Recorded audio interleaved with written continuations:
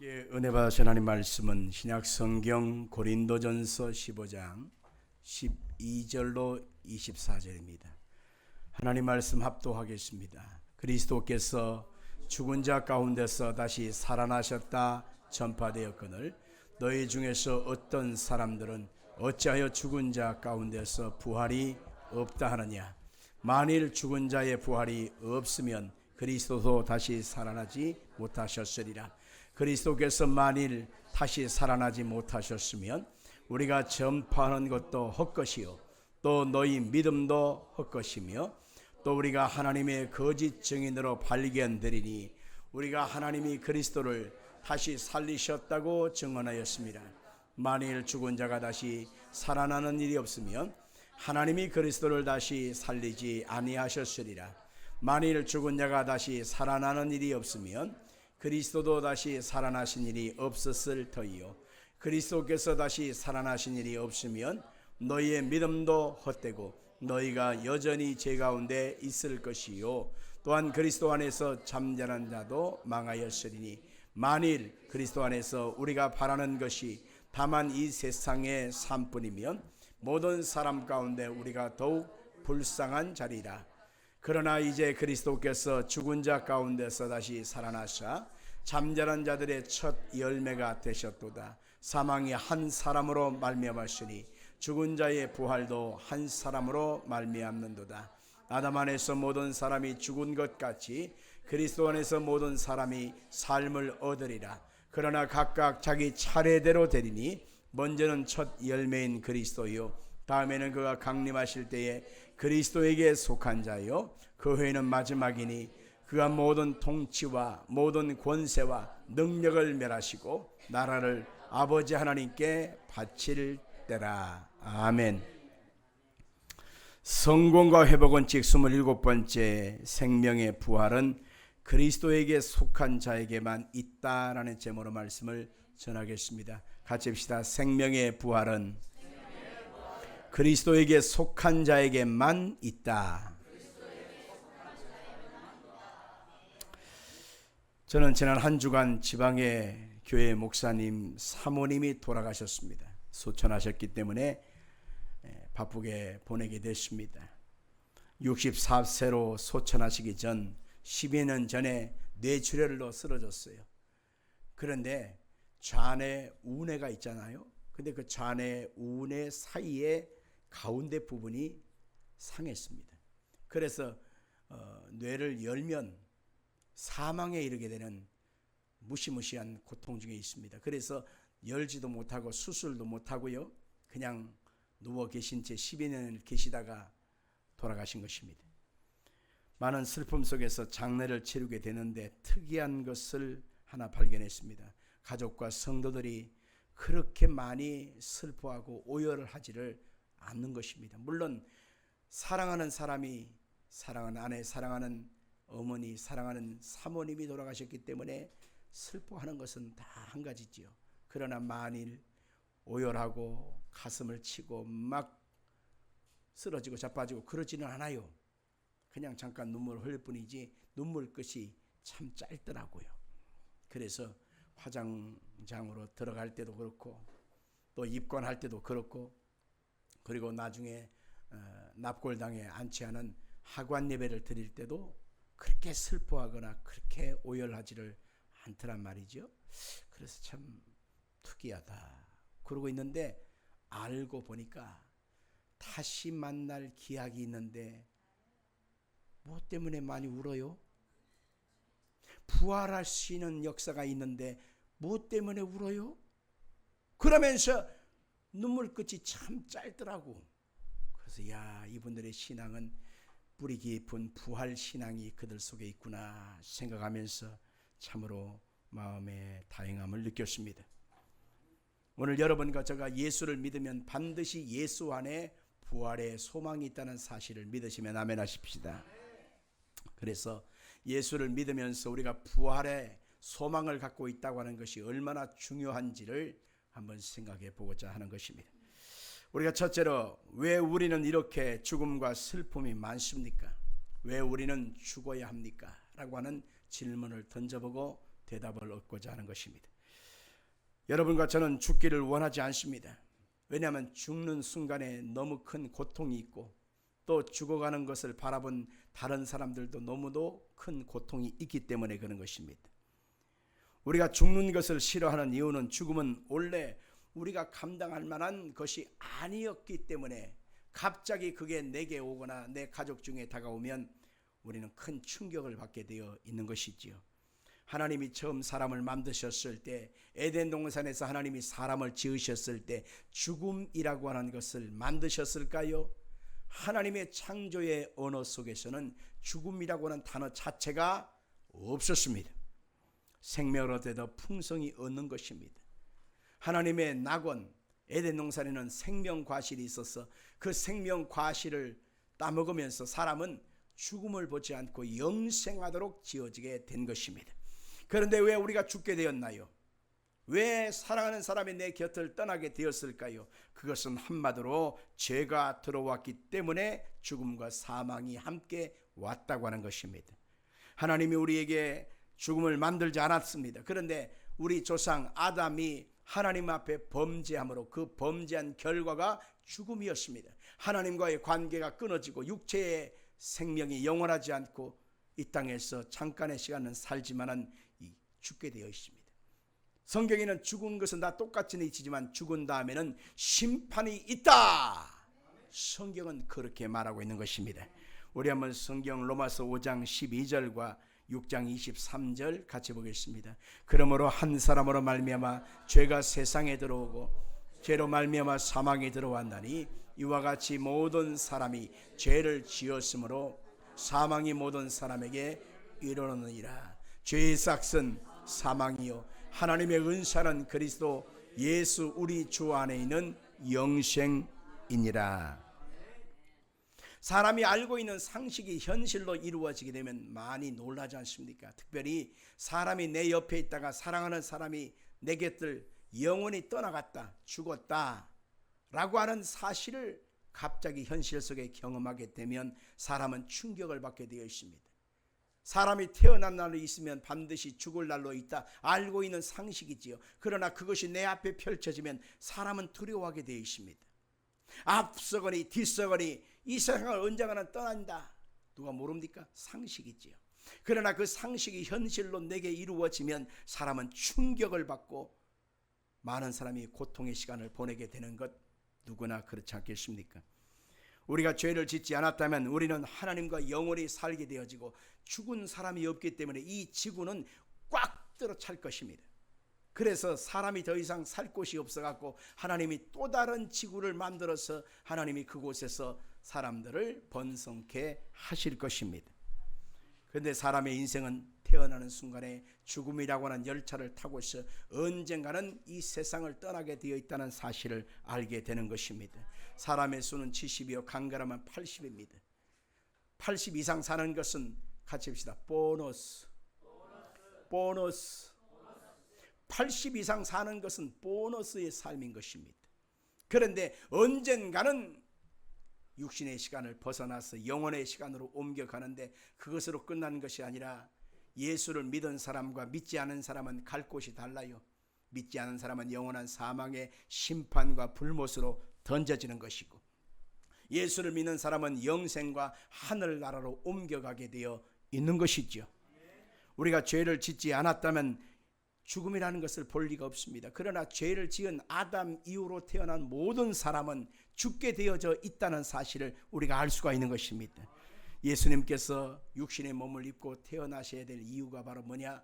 우리의 죄를 청산하고 우리의 죄값으로 온 사망을 철폐하기 위해서 예수님이 육신의 몸을 입고 이 땅에 태어나셨다고 하는 것입니다. 그래서 예수님이 십자가에 모진 고난과 피 흘리심을 통해서 우리의 죄값을 청산해 버리시고 사망을 철폐해 버리시고 영벌을 철폐해 버리시고 악한 마귀 사탄의 압제를 철폐해 버리고 우리 가운데 생명을 우리 가운데 부어 주신 것입니다.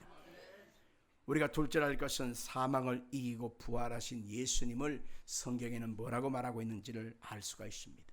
예수님은 죽음을 우리가 보면 억울한 죽음으로 볼 수 있어요. 왜냐하면 사람은 자기의 죄값 때문에 죽게 되어 있거든요. 그런데 예수님은 태어나서 죽으실 때까지 한 번도 죄를 지으신 일이 없다. 성경은 그렇게 말하고 있는 것입니다. 예수님의 죽음은 억울한 죽음, 어찌 보면 참 가슴 아픈 죽음일 수 있습니다. 그러나 그것은 하나님이 우리를 사랑하신 사랑의 흔적이었던 것을 알 수가 있는 것입니다. 예수님께서 죽으시고 부활하심으로 말미암아 우리 가운데 예수를 믿는 자에게는 사망을 꺾어버리고 하늘나라 영생을 주시기 이함했다는 사실을 우리 가운데 알려주셨는데, 요한복음 11장에 보니까 나사로가 죽은 사건을 통해서 알려주고 있습니다. 나사로와 예수님은 친구의 관계였습니다. 아주 친한 친구였습니다. 예수님께서 예루살렘에 올라가서 하나님의 복음을 전가하고 난 다음에 반드시 예루살렘 지역에서 주무시지 않고 거기에서 내려오서 나사로가 있는 그 땅에 가서 베다니라고 하는 곳에 꼭 주무셨다고 성경은 말하고 있습니다. 왜냐하면 예수님께서는 그 나사로 친구가 좋으셨던가 봐요. 아주 막역했어요. 그런데 어느 날 사람들로부터 급히 급전이 왔습니다. 예수님, 지금 나사로가 아파서 지금 해롱해롱합니다. 아주 사경을 헤맵니다. 빨리 와서 고쳐서 살려주시지요. 그때 예수님과 친한 친분의 관계이기 때문에 불이 나게 달려와서 예수님이 살려낼 수 있거든요. 예수님이 계신 곳과 나사로가 있는 곳은 오리밖에 안 되었다. 심리가 4km, 오리면 2km. 천천히 걸어도 30분 안에 올 수 있는 거리인데 예수님이 시간을 미적 하시면서 안 가시는 거예요. 결국 이틀을 더 유하셨는데 이틀 만에 이제 예수님이 가셨거든요. 이틀 만에 사람이 왔고 이틀 만에 또 가셨으니까 총 나흘 걸린 거죠. 가보니까 사람들이 퉁퉁거리고 예수님 앞에 참 반기지 않는 것입니다. 알고 보니까 나사로가 죽어버린 것입니다. 예수님이 나사로가 죽기까지 이틀을 더 유하시고 머무시고 오지 않아야 하신 것입니다. 그래서 예수님이 가시니까 마르다라고 하는 누이 동생 첫 번째 동생이 와서, 예수님, 나흘 전에만 이곳에 계셨더라면 내 오라비가 안 죽었을 텐데 왜 이제 오십니까? 왜 이제 오십니까? 마음서 막 통곡을 하는 것입니다. 그때 예수님께서 이렇게 말씀합니다. 네 오라비가 다시 살리라. 그러자 그러면서 뭐라고 하느냐면, 이단 부할 때나 살겠지요. 이단 부할 때나 살겠지요. 이 말은요 아주 의미가 있습니다. 나흘 전에 과거에 그때 그 시간에 계셨다라면 오라비가 안 죽었을 것입니다. 예수님을 과거의 예수님으로 인정하고 있고, 그 다음에 이단 부할 때나 살겠지요 한 것은 미래적인 사건 속에 예수님을 몰아버린 것입니다. 그러나 지금 죽음의 상황에서 어찌할 수 있나요? 이미 끝장나버린 걸 어떻게 할 거예요? 원망한 곳입니다. 그때 예수님께서 네가 믿으면 하나님의 영광을 보리라. 나는 부활이요 생명이니 나를 믿는 자는 죽어도 살겠고 무릇 살아서 나를 믿는 자는 영원히 죽지 아니하리라. 이것을 네가 믿느냐? 이렇게 예수님이 말씀하신 것입니다. 그러자 예수님과 더 이상 말이 통하지 않아요. 집으로 쏙 들어가 버리고, 둘째 여동생이 마리아가 튀어나와 가지고는 똑같이 언니와 같이 말하는 것입니다. 그때 예수님께서 네 오라비가 살리라. 그러자 믿지 않아요. 그때 예수님께서는 그 두 자매가 믿지 아니함을 보고 너무너무 속 터지는 것입니다. 그래서 성경에는 뭐라고 말하고 있느냐면 비통히 여기사 이렇게 말하고 있습니다. 같이 봅시다. 비통히 여기사. 이 말을 헬라어 말로 쓰였거든요. 엠브리 마오바이라고 하는 말로 쓰였습니다. 또 한번 배워봅시다. 엠브리 마오바이. 뜻이 뭐예요? 분노하다, 콧김을 내 품다라고 하는 뜻입니다. 여러분, 사람을 태우고 온 그 말이 열심히 질주하다가 달려와서 멈추게 되지 않습니까? 와 멈춥니다. 그러면 이 열심히 달려왔기 때문에 이 말이 숨이 헐떡거릴 거 아닙니까? 그래서 콧김을 가지고 숨을 내쉬고 들이마시고 내쉬고 들이마시면서 어깨를 그냥 이렇게 할 거 아닙니까? 바로 그때의 표현이 엠브리 마오바이라고 표현된 것입니다. 예수님께서 믿지 않은 그 마르다 마리아를 보시고 비통히 여기사 이렇게 쓰여 있지만 실상은 더 직역하면 분노하고 화를 내시는 겁니다. 콧김을 내품고 들이마시면서 어깨를 들썩들썩 가시면서 하면서 씩씩거리는 거랑 같은 거예요. 자, 우리 한번 잠도 깰 겸, 자, 콧김을 들이마시고 내품으면서 어깨를 들이내리, 자, 씩씩거려 봐요. 씩씩씩. 여러분, 이거 기분 좋은 표현은 아닙니다. 성질 나고 분노할 때 우리가 하는 것입니다. 어린아이들이 하는 표현을 보면 꼭 그러잖아요. 씩씩거리잖아요. 예수님도 지금 이 순간에 믿지 않는 성도들, 믿지 않는 그 두 자매를 보시고 예수님께서 분노하시면서 엠브리 마우바이, 비통 여기시고 이렇게 표현되고 있습니다. 예수님은 부활이요 생명입니다. 나를 믿는 자는 죽어도 살겠고 무릇 살아서 나를 믿는 자는 영원히 죽지 아니하리라. 이것을 네가 믿느냐? 선포하고 계시건만 많은 사람이 미래의 예수님은 믿습니다. 과거의 예수님도 믿습니다. 그러나 현재적인 이 상황을 예수님은 할 수 없다고 생각하고 불가능이라고 생각하고 예수님에 대해서 그들이 믿지 아니할 때 분노하시는 분인 것을 알아야 하는 것입니다. 사랑하는 성도 여러분들, 오늘날 교인들이 바로 이와 같은 것입니다. 현실적으로 내가 원하는 어떤 그 달콤한 어떤 솜사탕 하나 주면은 아이고 내가 주님을 사랑합니다. 주님이 나만 사랑해. 할렐루야 아멘. 이것이 나의 간증이요, 이것이 나의 찬송일세. 아주 간증한다고 막 돌아다니고 난리를 피겠지요. 그러나 아무것도 현실적인 변화가 없고 예수를 믿어도 응답도 없고 어떤 삶에 쭉 쳐져서 침체가 되어지면 많은 사람들이 마음속에 예수님의 역사하실 것에 대해서 믿지 못하고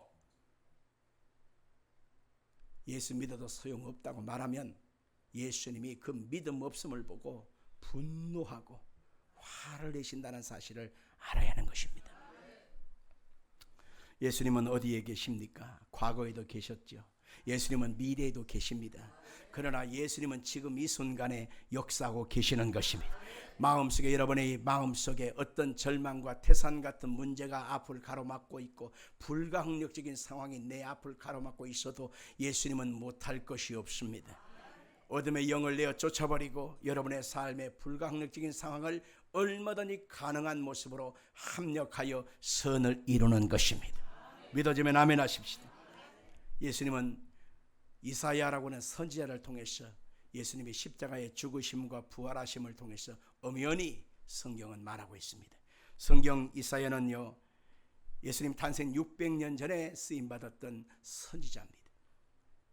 개인적으로 제가 굉장히 존경하는 선지자입니다. 영성이 깊은 분이에요. 그런데 이사야 선지자가 예수님이 오실 것, 죽으실 것, 부활하실 것에 대해서 분명히 말하고 있습니다. 이사야 53장 말씀을 한번 같이 펼쳐보겠습니다. 1절로 7절입니다. 우리가 전한 것을 누가 믿었느냐? 여호와의 팔이 네게 나타나느냐? 그는 주 앞에서 자라나기를 연한 순 같고 마른 땅에서 나온 뿌리 같아서 고운 모양도 없고 풍채도 없은즉 우리가 보기에 흠모할 만한 아름다운 것이 없도다. 그는 멸시를 받았어 사람들에게 버림받았으며 간고를 많이 겪었으며 질고를 아는 자라.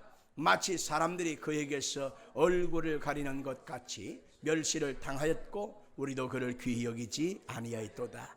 그는 실로 우리의 질고를 지고 우리의 슬픔을 당하였거늘 우리는 생각하기를 그런 징벌을 받아 하나님께 맞으며 고난을 당한다 하였노라. 그가 찔림은 우리의 허물 때문이요 그가 상함은 우리의 죄악 때문이라. 그가 징계를 받음으로 우리가 평화를 누리고 그가 채찍에 맞음으로 우리는 나음을 받았도다. 우리는 다 양 같아서 그릇 행하여 각기 제 길로 갔거늘 여호와께서는 우리 모두의 죄악을 그에게 담당시키셨도다. 그가 곤욕을 당하여 괴로울 때에도 그의 입을 열지 아니하였으며 마치 돛상으로 끌려가는 어린 양과 털 깎는 자 앞에서 잠잠한 양같이 그의 입을 열지 아니하였도다. 예수님의 죽음의 현장을 그대로 적나라하게 표현하고 있는데 처참해서 더 이상 어떻게 말할 수도 없을 정도의 고통을 당하셨습니다. 왜 그랬을까요? 그가 찔림은 우리의 허물 때문이요 그가 상함은 우리의 죄악 때문이요 그가 징계받음으로 우리가 평안하리고 그 채찍에 맞음으로 우리가 나음을 받게 하기 위하여 그렇게 하신 것입니다. 그는 도수장으로 끌려가는 어린 양처럼 그 입을 열지 않고 묵묵히 십자가의 고난을 감당해 내시고 3일 만에 부활하신 것입니다. 그래서 우리 속에 예수 그리스도의 죽음을 짊어지고 부활하신 약속을 마음에 믿고 나가면 우리는 어떤 삶의 위기와 절망이 와도 승리할 수가 있는 것입니다. 심지어는 죽음이라고 하는, 사망이라고 하는 심판이 와도 우리는 승리하며 아름다운 소망을 꿈꿀 수가 있게 되는 것입니다. 시편 103편 1절 5절 같이 읽겠습니다. 내 영혼아 여호와를 송축하라. 내 속에 있는 것들아 다 그의 거룩한 이름을 송축하라. 내 영혼아 여호와를 송축하며 그의 모든 은택을 잊지 말지어다. 그가 내 모든 죄악을 사하시며 내 모든 병을 고치시며 내 생명을 파멸해서 속량하시고 인자와 긍휼로 관을 씌우시며 좋은 것으로 내 소원을 만족하게 하사 내 청춘을 독수리같이 새롭게 하시는도다. 예수님의 십자가의 죽으심을 몸에 짊어져야 합니다. 그리고 부활하심을 마음속에 굳게 확신해야 합니다. 그리고 나를 위해서 죽으시고 부활하신 그 예수님이 나의 주님인 것을 고백하면서 나의 삶의 현실 속에 매 순간마다 예수님이 함께 계신 것을 믿고 선포하고 찬양하고 경배하고 나가는 것입니다. 그러면 사망의 음침한 골짜기 같은 나의 현실과 삶이 푸른 추정과 맑은 물가로 바뀌어지는 것입니다. 어둠과 저주는 물러가는 것이고 사탄의 역사는 떠나가는 것입니다. 그러므로 부활하신 그 주님이 완성케 하신 것을 마음에 믿고 가는 곳마다 여러분 하나님께 영광 돌리지 않을 것이 없는 것입니다. 바울 사도는 그래서 예수 그리스도 안에서 하나님의 뜻이 뭔 줄 알아? 항상 기뻐하는 거야. 쉬지 말고 기도하는 거야. 범사에 감사하는 거야. 이것이 하나님의 뜻이야. 알려주고 있지 않습니까? 예수님이 나와 함께 계시는데, 예수님이 나의 능력이 되시는데, 사망도 철폐하고 죽음도 철폐하고 심판도 철폐하고 악한 사탄의 괴계를 다 철폐하신 예수님이 나의 주님 되시는데 내가 슬퍼할 이유가 어디 있겠는가? 무섭고 두려워할 이유가 어디 있겠는가? 예수님이 나의 주님이 되시니 나는 승리한다 라고 하는 고백을 하고 있는 것입니다. 이것을 알고 있었던 바울 사도는 예수님의 죽음으로 끝난 것이 아니라 부활의 역사가 우리 속에 있음을 믿고 부활의 약속을 그는 끊임없이 선포하고 있다는 사실을 고린도전서 15장 부활장에서 우리 가운데 알려주고 있는 것입니다. 고린도서 15장 3절로 8절 같이 보겠습니다. 내가 받은 것을 먼저 내게 전하였노니 이는 성경대로 그리스도께서 우리 죄를 위하여 죽으시고 장사 지낸 바 되셨다가 성경대로 사흘 만에 다시 살아나사 게바에게 보이시고 후에 12 제자와 그 후에 500여 형제에게 일시에 보이셨나니 그 중에 지금까지 대다수는 살아있고 어떤 사람은 잠들었으며 그 후에 야고보에게 보이셨으며 그 후에 모든 사도에게와 맨 나중에 만삭되지 못하여 난 자 같은 내게도 보이셨느니라. 아멘. 예수님의 부활하심을 수많은 주님의 제자들, 특별히 500여 명의 사람들이 본 증인이 있다. 베드로도 봤고 야고보도 보았고 그리고 나도 예수님의 부활을 보았다 라고 말하고 있는 것입니다. 그래서 그 주님이 부활하신 모습으로 여러분 속에 지금 와 계신 것입니다. 이 자리에 와 계신 것입니다. 나의 인생의 주님이 되어 주시는 것이지요. 그래서 예수 믿는 것처럼 귀하고 복된 것이 없는 것입니다. 부활의 약속이 내 속에 믿어진다면 환경에 어떤 어려움, 절망, 문제, 고통이 와도 우리는 아무것도 아닌 것입니다. 승리할 수 있고 아름다운 약속이 있는 것이지요. 이슬람에서 기독교로 개종한 어떤 청년이 있었습니다. 태어나서 지금까지 알라에게 그 메카를 향하여 하루에 몇 번씩 절을 하고 그리고 알라의 이름을 부르던 사람이 예수를 믿고 하나님의 백성이 된다고 하는 것, 이게 쉬운 게 아니거든요. 근데 그 사람이 개종을 했어요. 그래서 그 사람한테 물었습니다. 당신은 어찌하여 이슬람에서 기독교로 개종을 했습니까? 라고 물어보았습니다. 그래서 그 사람은 나에게는 2명의 스승이 있습니다. 한 사람은 죽은 스승입니다. 근데 그 죽은 스승한테 내 길을 어찌 해야 됩니까? 나의 미래는 어찌 해야 되겠습니까? 라고 자꾸 물어봐도 그 죽은 스승은 지금껏 나한테 아무것도 대답해 주지 못했습니다. 그래서 나는 그 스승을 버렸고 또 다른 스승을 내가 섬기고 있습니다. 그분이 곧 예수님입니다. 예수님은 죽은 자 가운데 3일 만에 부활하셨습니다. 나는 생사를 주관하고 계시는 그 예수님, 나의 죄와 사망을 철폐하신 예수님께 나는 인생을 묻고 그분 앞에 내 인생을 맡깁니다 라고 대답을 하더라는 것입니다. 마찬가지입니다. 우리가 지금까지 살아온 순간에 수많은 스승을 두고 귀가 가려워서 우리는 그것을 쫓아가면서 거기에 길, 흉, 화, 복을 묻고 의지하면서 어찌할까요? 어떻게 했으면 좋겠어요? 우리는 물었어요. 그러나 그들은 확실하게 대답을 못해 줍니다. 왜? 자기 팔자도 해결 못하는 주제에 남의 팔자를 간섭해 줄 수 있나요? 이게 바로 우상숭배의 결과인 것입니다. 그러나 예수님, 그분은 길이요 진리요 생명이 되어 주셔서 예수님을 통하지 않고는 아버지께 갈 자가 없도록 생명의 길을 열어놓으신 것입니다. 그래서 예수님 그분을 마음에 믿고 그분의 이름으로 기도하고 그분의 말씀을 붙들고 그분 앞에 묻고 의지하면 우리 주님께서 우리의 인생길 속에 생명이 되어 주시는 것이지요. 고린도전서 15장 42절부터 44절 58절을 같이 읽겠습니다. 죽은 자의 부활도 그와 같으니 썩을 것으로 심고 썩지 아니할 것으로 다시 살아나며 욕된 것으로 심고 영광스러운 것으로 다시 살아나며 약한 것으로 심고 강한 것으로 다시 살아나며 육의 몸으로 심고 신령한 몸으로 다시 살아나나니 육의 몸이 있은즉 또 영의 몸도 있으리라. 58절 그러므로 내 사랑하는 형제들아 견실하며 흔들리지 말고 항상 주의 일에 더욱 힘쓰는 자들이 되라. 이는 너희 수고가 주 안에서 헛되지 않는 줄 알미라. 아멘. 육체의 세계는요 우리의 마음속에 수심, 근심, 염려가 사라질 날이 없습니다. 항상 스트레스가 가중되어지고 먹고 사는 것이 염려요. 끊임없이 내 삶의 책임 때문에 끊임없이 고생하는 것이 삶입니다. 사람의 인생이 70이요 강건하면 80의 인생을 사는 날 동안에 하루도 근심이 떠나가는 날이 없습니다. 염려 탄식이 물러가지 않습니다. 눈 하나 뜨면 또 염려, 또 뜨면 또 염려, 또 염려, 계속해서 첩첩산중의 길을 걸어가다 보니 80, 90 인생을 사는 날 동안에 왜 이렇게 인생이 힘든지, 내가 얼마나 큰 죄를 지어서 이러는지, 내가 얼마나 큰 상덕을 보겠다고 내가 이 꼴을 당하는지, 사는 것이 이렇게 힘들어요. 저뿐인가요? 여러분은 안 그렇습니까? 항상 100%, 항상 24시간이 해피합니까?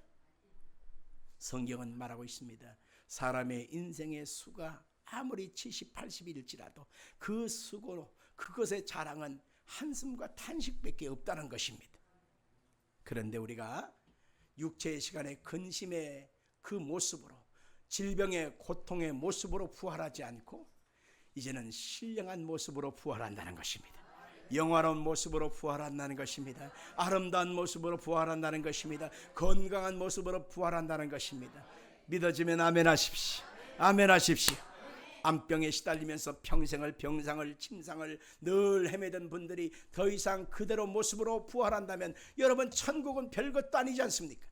암병 걸린 사람이 영화로운 건강한 모습으로 부활하신 것입니다. 여러분들 요즘은 나이가 먹어가면 사진 찍기를 거부하는 분이 있습니다. 사진! 아유 싫어. 왜? 흰머리가 가득한 내 모습, 인생의 근심의 주름살이 가득한 모습, 팽팽한 것은 사라지고 주글주글한 내 모습. 그래서 어디서 봐도 당신 누구요? 당신 누구냐고? 누구요? 너지. 인생살이가 늙어가면서 내 모습이 왜 이렇게 마음에 안 드는지 모릅니다.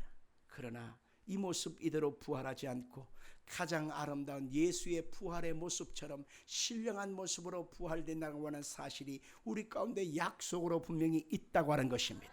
가난하고 병들고 찌들고 힘든 모습으로 부활하지 않고 아름다운 생명의 부활, 영광스러운 부활이 우리 가운데 있기 때문에 우리는 더 이상 슬퍼하고 괴로울 일이 없는 것입니다. 그래서 바울 사도는 고린도 15장 거기서 부활장에서 예수 믿는 사람에게 부활이 없다면 이라고 하는 가정 속에 여기서 이렇게 말을 하고 있습니다. 자기 생명을 바쳐 전하는 복음이 헛될 것이다. 예수 믿는 사람에게 만약 부활이 없다면 우리의 믿는 것도 헛된 것이고, 만약 우리에게 부활이 없다면 나 바울을 포함한 모든 사도들은 거짓말하는 사람, 사기꾼이 되고 말 것이고, 만약 부활이 없다면 우리가 여전히 죄 가운데 있게 될 것이고, 만약 부활이 없다면 예수 믿는 사람 가운데 가장 불쌍한 사람이 바로 나예요. 나. 성도 여러분들, 예수 그리스도 안에서 부활은 반드시 있습니다. 데살로니가 전서 4장 13절로 17절까지 보면은 우리가 자는 자들에 대하여 더 이상 슬퍼하질 이유가 없다는 것입니다. 여기서 말하는 잔다고 하는 것은 죽은 자들을 향하여 말하는 것입니다. 시작.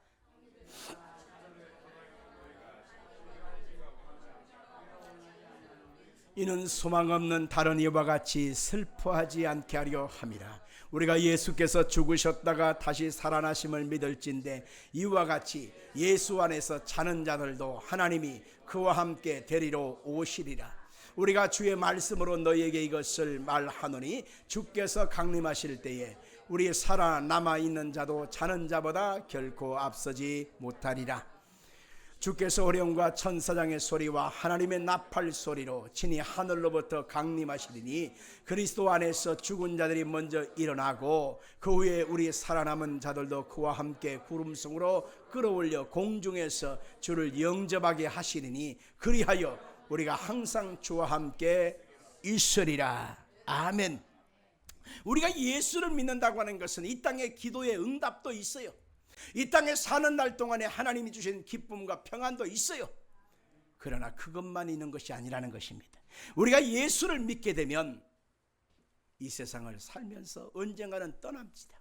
육체의 시간을 벗어나서 영원한 시간으로 가게 되는데, 육체는 사망을 했기 때문에 장례를 치르잖아요. 땅에 매장을 하든 화장을 하든 좌우지간 이렇게 장례를 해서 육체는 흙에서 왔으니 흙으로 가는 거예요. 그러면 영영한 이별처럼 생각해서 무서워하고 두려워하고 슬퍼하고 탄식하면서 우리는 끊임없이 씨름하게 되지요. 그러나 성경은 말할 때 아니야. 예수 안에서 잔다고 하는 것은 육체가 잠깐 숨을 먹고서 흙으로 돌아간 거지만 우리의 속에 있던 그 혼은 빠져나가는 거예요. 영은 빠져나가서 어디로 가 있냐?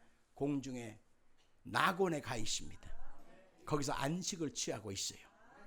그러면 예수께서 다시 재림하시는 순간, 천사장의 소리와 하나님의 나팔로 공중을 쫓아 친히 재림하시는 순간, 주 안에서 먼저 죽은 자들은 부활하여 신령한 모습으로 공중에서 주님을 배울 때 먼저 있는 영혼과 신령한 몸으로 변화받은 그 신령한 몸이 공중에서 합체를 이루는 거예요. 아멘 할까요? 그때까지 살아있는 성도들은 그 순간에 죽음을 보지 않고 지금 살아있잖아요. 그러면 주님이 부르시는 그 순간에 신령한 모습으로 휴거되어져요. 들림을 받습니다. 그래서 신령한 모습으로 바뀌어진 상태에서 공중에서 곧바로 주님을 영접하게 되어져요. 그러니까 먼저 간 사람이나 나중 간 사람이나 아무 차이가 없다는 거예요. 그래서 공중에서 7년 동안 혼인잔치를 주님과 함께 벌이는 동안에 이 땅에는 7년 환란이라고 하는 영적 심판이 이루어지게 되어진다라고 하는 것입니다. 그 심판이 끝난 다음에 천년 왕국 시대가 지나고 영원한 백보자 심판이 끝난 다음에 우리는 새하늘과 새 땅에 주님이 예비하신 눈물도 없고 슬픔도 없고 곡하는 것, 애통하는 것이 없고 질병이 없고 가난과 저주가 없고 도둑놈도 없고 밤과 낮이 없는 예수 그리스도의 영광의 통치 속에 새하늘과 새 땅으로 들어가 영원히 주님과 함께 거하게 되어진다. 성경은 그렇게 말하고 있는 것입니다. 이것은 오직 예수를 믿는 사람들에게만 주시는 축복인 것입니다. 아멘 할까요? 김민영 집사님 모친된 김순자 권사가 바로 그때 만나게 되는 거예요. 이용란 권사의 남편 되신 우리 조용기 성도도 그때 만나게 되는 거예요. 그러니 예수 믿는 것처럼 좋은 것이 없고 예수 믿는 것처럼 확실한 것이 없는 것입니다. 아멘 할까요? 고린도전서 15장 20절로 23절 같이 읽겠습니다. 시작. 그러나 이제 그리스도께서 죽은 자 가운데서 다시 살아나사 잠자는 자들의 첫 열매가 되셨도다. 사망이 한 사람으로 말미암아 죽으시니 죽은 자의 부활도 한 사람으로 말미암는도다. 아담 안에서 모든 사람이 죽은 것 같이 그리스도 안에서 모든 사람이 삶을 얻으리라. 그러나 각각 자기 차례대로 되리니 먼저는 첫 열매인 그리스도요 다음에는 그가 강림하실 때에 그리스도에게 속한 자요. 아멘 합시다. 작년 2023년도 사망자 수가 35만 2,700명이라고 하는 통계가 있습니다.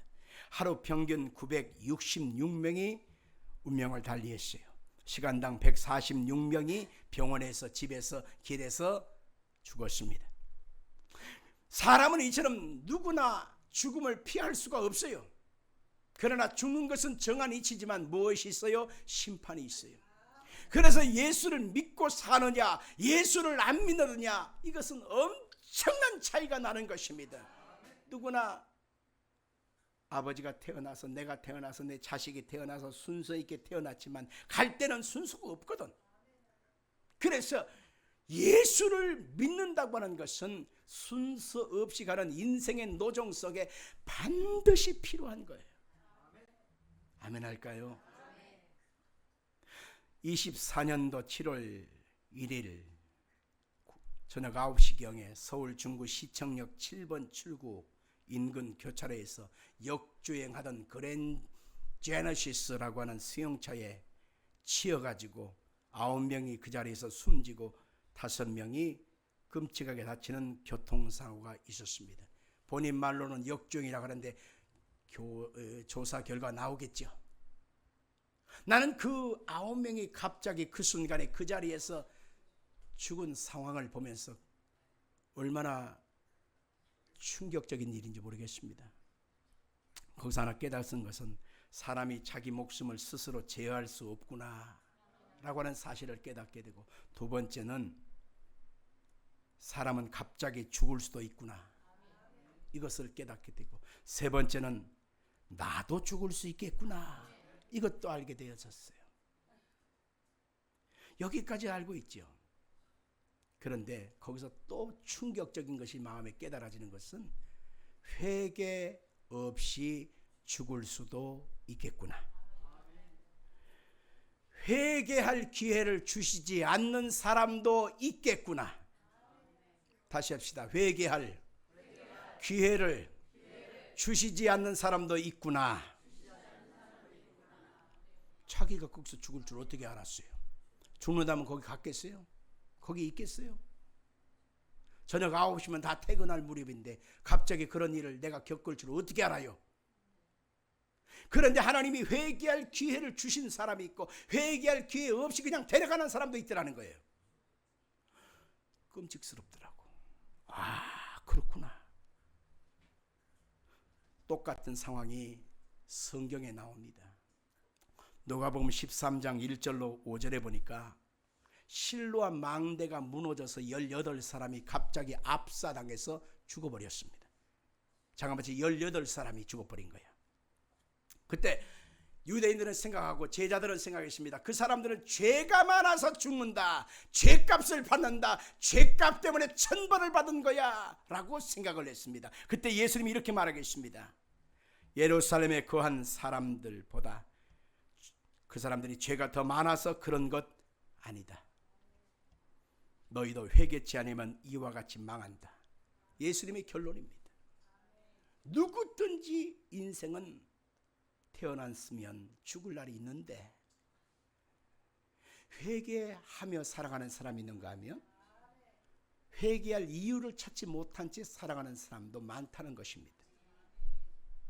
우리 인생은 하나님 앞에 죄된 인생으로 태어나서 죄된 짓거리만 하다가 죄값 때문에 지옥 가는 거거든요. 그래서 죄인된 인생들을 위해서, 구원을 위해서 누구를 보내셨다고요? 예수님을 보낸 거예요. 그래서 예수님을 마음의 구주로 영접하고 예수의 피로 내 죄를 씻고 그리고 하나님의 자녀된 삶을 살아가는 것입니다. 내 안에 예수님을 모시고 살아가는 것입니다. 이 사람에게 하나님의 구원이 임하는 것이란 말이에요. 아멘 하십시다. 생명의 부활이 있고 영생의 부활이 있는가 하면 심판의 부활도 있다는 사실도 알아야 하는 것입니다.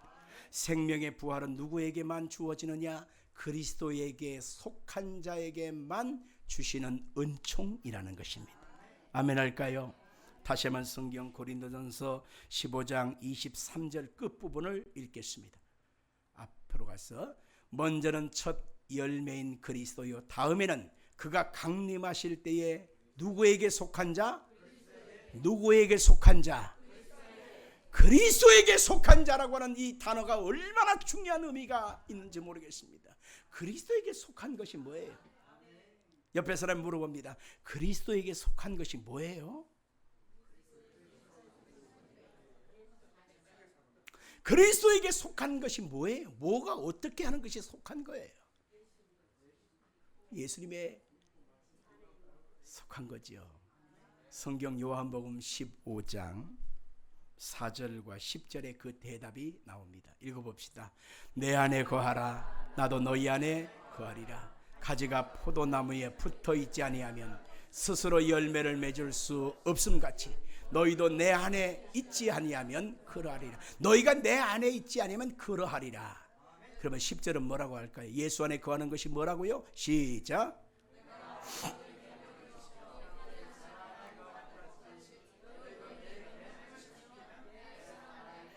우리가 예수님 안에 거한다는 것, 그리스도 안에 거한다고 하는 것에 대한 해답을 예수님 명확히 하고 있는데, 내가 아버지의 계명을 지켜 그의 사랑 안에 거하지 않지? 거하는 거 아니냐?